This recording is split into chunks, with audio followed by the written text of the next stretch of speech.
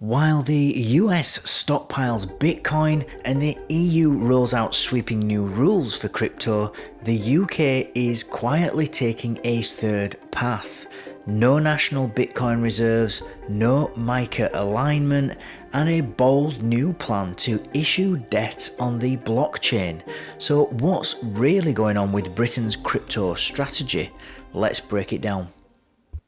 At the recent Financial Times Digital Assets Summit in London, UK Treasury Secretary Emma Reynolds made it crystal clear the UK will not be holding Bitcoin or any other digital asset in its national reserves.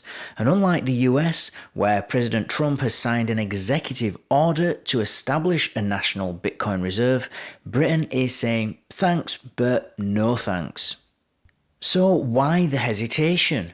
Well, according to Reynolds, the UK isn't anti-crypto, but it's not looking to treat Bitcoin like gold either. Instead, it wants to explore real-world applications of blockchain, especially where it can improve legacy financial systems. And one standout example is sovereign debt. The UK government is exploring how distributed ledger technology could be used to issue government bonds, and this could make the process faster, more transparent, and more secure.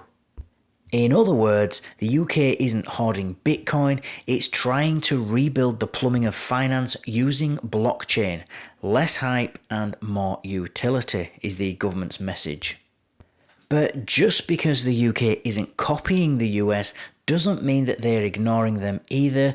A joint UK-US working group on digital assets is already in place with meetings scheduled for June, and the goal here is regulatory alignment or at least mutual understanding.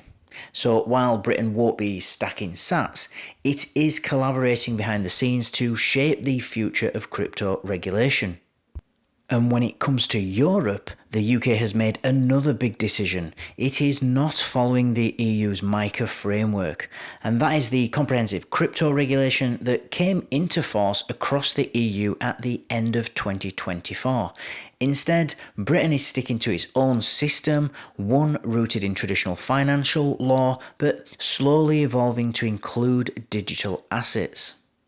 And the FCA has already called for public feedback on DeFi regulation, signalling that the UK is aiming for pragmatic regulation, not some kind of sweeping reforms.